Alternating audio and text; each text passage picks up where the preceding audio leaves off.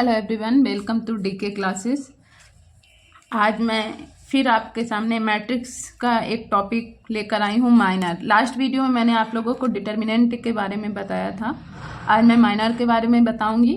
इसके बाद next video हमारा कोफैक्टर पे रहेगा। तो व्हाट इज माइनर? माइनर क्या है? एलिमेंट का निकलता है, पर्टिकुलर एलिमेंट का निकलता है, और ये केवल और केवल स्क्वायर मैट्रिक्स का ही फाइंड किया जाता है। जैसे मैंने कहा था, डिटर्मिनेंट भी ओनली स्क्वायर मैट्रिक्स को का ही निकाल सकते हैं, फाइंड कर सकते हैं। वह एक स्केलर क्वांटिटी है। सेम माइनर भी ओनली स्क्वायर मैट्रिक्स का निकाला जा सकता है, ना कि रेक्टेंगुलर फॉर्म की मैट्रिक्स का। और यह केवल पर्टिकुलर एलिमेंट्स का निकलता है, यानी हमारे मैट्रिक्स के अंदर जितने एलिमेंट होंगे हर एक एलिमेंट का माइनर होता है। माइनर को कैपिटल एम से डिनोट करते हैं।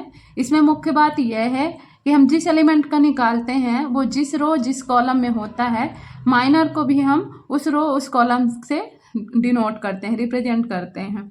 जैसे कि यहाँ पे हमने देकर रखा है एक एग्जाम्पल के तौर पर 3x3 की एक स्क्वायर मैट्रिक्स लिया है हमने। यहाँ पे आप देख सकते हैं एक मैट्रिक्स है जिसमें element A11, A12, A13, A21, A22, A23, A31, A32, A33।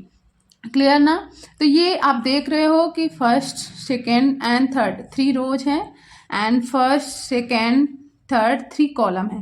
Clear? तो आप इससे क्लियर हो जाइए कि अगर number of row and number of column equal है तो वह एक स्क्वायर मैट्रिक्स होती है। और स्क्वायर मैट्रिक्स का डिटर्मिनेंट निकाला जाता है, कोफैक्टर भी निकाला जाता है और माइनर भी निकाला जाता है, ओनली स्क्वायर मैट्रिक्स का। ठीक है? तो डिटर्मिनेंट चूंकि एक स्केलर क्वांटिटी होती है, वो एक पर्टिकुलर वैल्यू देती है, जबकि माइनर क्या होता है, वो पर्टिकुलर एलिमेंट्स का निकाला जाता है। अब हम निकालते कैसे हैं, हाउ टू फाइंड माइनर?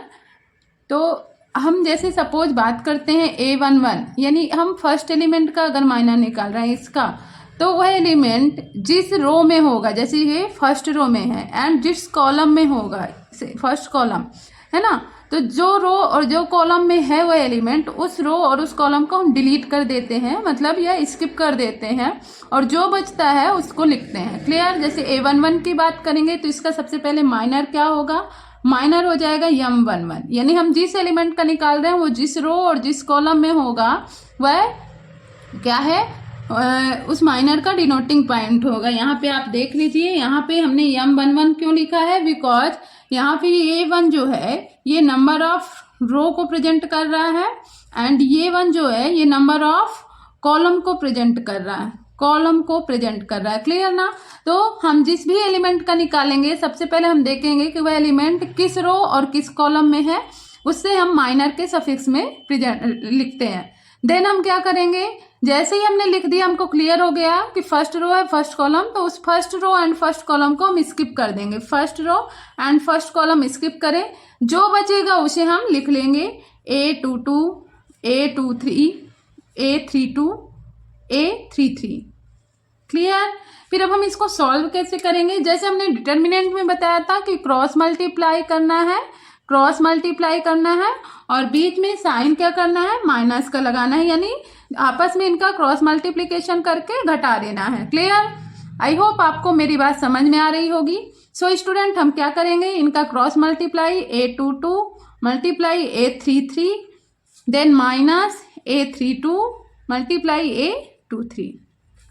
तो इस तरीके से हम हर एक एलिमेंट का, मैट्रिक्स के अंदर हर एक एलिमेंट का माइनर निकाल लेंगे। याद रखिएगा, नंबर ऑफ एलिमेंट जितने भी होंगे गिवन मैट्रिक्स में उतने ही माइनर होंगे, यानी number of element is equal to number of minor. Clear?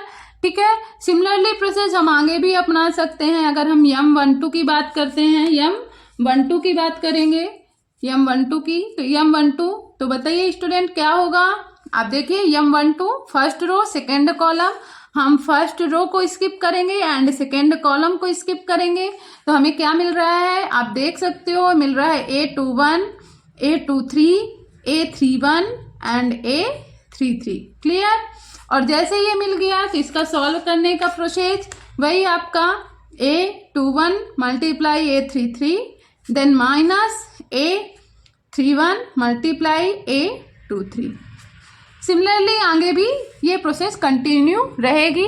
जितने एलिमेंट होंगे उतने माइनर होंगे, ये ध्यान रखिएगा। ऐसा ना हो कभी कभी एग्जाम में या क्वेश्चन में ऐसा पूछता है, पर्टिकुलर एलिमेंट दे देता है, मैट्रिक्स देता है और पर्टिकुलर किसी एक या दो एलिमेंट को वो दे देता है कि इस एलिमेंट का आप माइनर निकालिए। तो आपको बस प्रोसेस पे ध्यान देना, प्रोसेस पे फोकस करना है कि हमको करना क्या है। जैसे सपोज आपको दे दिया A32 का माइनर निकालिए, तो A32 आपका देख रहे हैं कहाँ पे है, ये है आपका A32 और ये किस रो में है, थर्ड रो में, सेकेंड कॉलम में। तो इसका माइनर का क्या हो जाएगा, थर्ड रो सेकेंड कॉलम, और उसी को आप स्किप कर देंगे, third row second column skip करेंगे तो क्या मिलेगा, A11, A13, A21, A23 और इसे फिर अगेन वैसे ही सॉल्व कर लेंगे। क्या आ जाएगा, A11 multiply A23 then minus A21 multiply A13।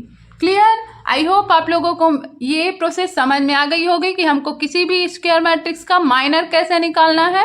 और माइनर पर्टिकुलर एलिमेंट का निकलता है। Number of element given matrix में जितने होंगे उतने नंबर ऑफ माइनर होंगे।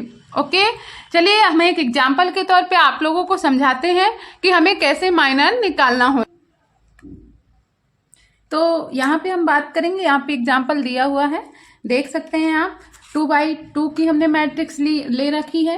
ए एक मैट्रिक्स है जिसमें 2 रोज हैं एंड 2 कॉलम है ना, 2x2 की मैट्रिक्स है। अब आप लोग देखिए इसमें नंबर ऑफ एलिमेंट कितने हैं। नंबर ऑफ एलिमेंट आपको कितने मिलेंगे, 1 2 3 4 एलिमेंट है। तो जितने एलिमेंट उतने माइनर। क्लियर? जितने एलिमेंट गिवन मैट्रिक्स में उतने माइनर। तो अगर हम बात करें, आपको बोला जाए कि 2 का माइनर निकालिए, फाइंड आउट एलिमेंट 2 माइनर, तो मैंने कहा पर्टिकुलर एलिमेंट का माइनर होता है। तो आप देखिए 2 किस रो में है, first row and first column. तो इसका जो माइनर बनेगा वो M12 बनेगा, 11 बनेगा, 11 फर्स्ट रो फर्स्ट कॉलम। तो फर्स्ट रो फर्स्ट कॉलम को आप जैसे ही स्किप करेंगे, डिलीट करेंगे, तो क्या मिल रहा है आपको, 5। तो ओनली 5 मिल रहा है। तो इसलिए आपको ना क्रॉस मल्टीप्लाई की जरूरत है ना सब्ट्रैक्शन की जरूरत है। 2x2 में आप डायरेक्ट देख सकते हो। अगर आपको 5 का कहेगा तो 5 किस रो में है, सेकेंड रो में, सेकेंड कॉलम में, यानी M22। तो 5 2 2 सेकेंड रो सेकेंड कॉलम को डिलीट करेंगे आप, तो क्या मिलेगा आपको, 2 मिलेगा। क्लियर? सेम प्रोसेस अगर आप बात करेंगे M अगर 4 का निकालेंगे तो क्या मिलेगा आपको, 1 2 M12 और 1 और 2 को डिलीट करिए तो क्या मिलेगा, -3। सेम M2 1 तो आपको क्या मिलेगा, 4। क्लियर? तो आई होप आपको 2x2 मैट्रिक्स का माइनर निकालना आने लगा होगा। आप समझ गए होंगे कि आपको निकालना कैसे है। माइनर पर्टिकुलर एलिमेंट का निकलता है, ठीक है, ना कि मैट्रिक्स का। मैट्रिक्स के अंदर जितने एलिमेंट होंगे उतने ही माइनर होते हैं। क्लियर? माइनर निकालते कैसे हैं, हम जिस रो जिस कॉलम के एलिमेंट का माइनर निकालते हैं उस रो उस कॉलम को डिलीट कर देते हैं, जो बचता है वह उस एलिमेंट का माइनर होता है। सेम हम थर्ड में भी करते हैं, चाहे वो 2x2 की मैट्रिक्स हो या 3x3 की मैट्रिक्स हो। बात करते हैं 3x3 की। यहाँ पे एक एग्जांपल हमने देकर रखा है, देखिए A = दिया है 1 2 -3 4 -5 6 7 8 -9। यहाँ पे आप देख रहे हैं 1 2 3 रोज है, ठीक है। सेम 1 2 3 कॉलम है ना। तो आप देख रहे हैं ये एक स्क्वायर मैट्रिक्स है, because number of row = number of column. तो इसके माइनर निकालना पॉसिबल है। अब हम बात करें कि आपको -5 का माइनर निकालना है। -5 का माइनर निकालना है तो आप देखिए -5 ये है, ये किस रो में है, सेकेंड रो में है। तो आप तुरंत M बनाएंगे और उसके सफिक्स में क्या लिखेंगे, 2। ये सेकेंड रो, ठीक है। कॉलम कौन सा है, सेकेंड कॉलम है, तो यहाँ पे भी 2, यानी सेकेंड रो सेकेंड कॉलम के एलिमेंट का आप माइनर निकाल रहे हो। देन आप क्या करोगे, जिस रो जिस कॉलम का आप निकालते हो उसको क्या करना है, डिलीट करना है, ठीक है। तो आपने जैसे ही डिलीट किया सेकेंड रो सेकेंड कॉलम, तो आपको क्या मिलेगा, 1 -3 7 -9। देन आपको क्या करना है, आपको हमने पहले भी बता दिया है और एक बार फिर बता रही हूँ कि आपको करना है क्रॉस मल्टीप्लाई। क्या करना है, क्रॉस मल्टीप्लीकेशन करना है, क्रॉस मल्टीप्लीकेशन करना है। हाँ, तो क्या करना है, क्रॉस मल्टीप्लिकेशन करना है और फिर उन्हें आपस में घटाना है। क्लियर ना। तो हम देखिए क्रॉस मल्टीप्लाई करेंगे तो क्या मिलेगा आपको, 1 का मल्टीप्लाई -9 के साथ करेंगे, देन और 7 का मल्टीप्लाई -3 के साथ करेंगे और इनको आपस में क्या करना है, घटाना है, यानी माइनस का साइन बीच में लगेगा। ठीक है। अब देखिए माइनस प्लस का गुणा होगा तो क्या आएगा, -9 1 जा 9, देन ये माइनस है तो माइनस और ये माइनस माइनस आपस में मिलके क्या हो जाएंगे, प्लस 7 3 जा 21।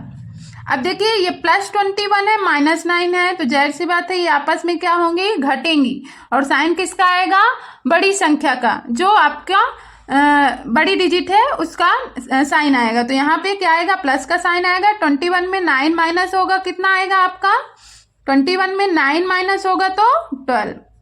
क्लियर। तो इस तरीके से आप देख रहे हैं, अगर आपको कहता है -5 का माइनर निकालिए तो आप सिर्फ सिंगल -5 का ही निकालना, लेकिन अगर वो कह रहा है कि मैट्रिक्स दी हुई है उसके हर एक एलिमेंट का माइनर निकालिए तो आपको सिमिलर प्रोसेस अपना के हर एक एलिमेंट का माइनर निकालना है। जैसे सपोज अगर हम बात करें 1 का माइनर निकालिए तो हमको क्या मिलेगा, m11, बिकॉज 1 तो फर्स्ट रो फर्स्ट कॉलम में है तो फर्स्ट रो फर्स्ट कॉलम। ठीक है। फिर क्या करना है, जिस रो जिस कॉलम में है उसको डिलीट करेंगे तो हमको क्या मिलेगा, -5 6 8 -9। क्लियर। अब हमको इसका क्या करना है, क्रॉस मल्टीप्लिकेशन, क्रॉस मल्टीप्लाई करेंगे हम, इसका इसके साथ इसका इसके साथ और देन फिर क्या करना है, माइनस, क्या करना है, माइनस। तो करेंगे तो क्या आएगा, -5 मल्टीप्लाई माइनस का 9, देन माइनस फिर 8 मल्टीप्लाई 6। क्लियर। तो क्या आएगा, माइनस माइनस प्लस, 5 9 जा 45 माइनस 8 6 जा 48। अब देखिए आप ये एक प्लस का एक माइनस का, संख्याएं घटेंगी कि जुड़ेंगी, घटेंगी। ठीक है ना। जब अपोजिट साइन हो तो संख्याएं हमेशा घटती हैं और साइन बड़ी संख्या का आता है। तो 48 में 45 घटेगा, 3 आएगा और साइन बड़ी संख्या यानी -3। आई होप आप लोगों को माइनर का कॉन्सेप्ट भी समझ में आ गया होगा। आप लोग माइनर अच्छी तरीके से निकाल सकते हैं। प्लीज ऐसे ही आगे की वीडियोज देखने के लिए चैनल को लाइक करें, सब्सक्राइब करें एंड शेयर करें। Thank you.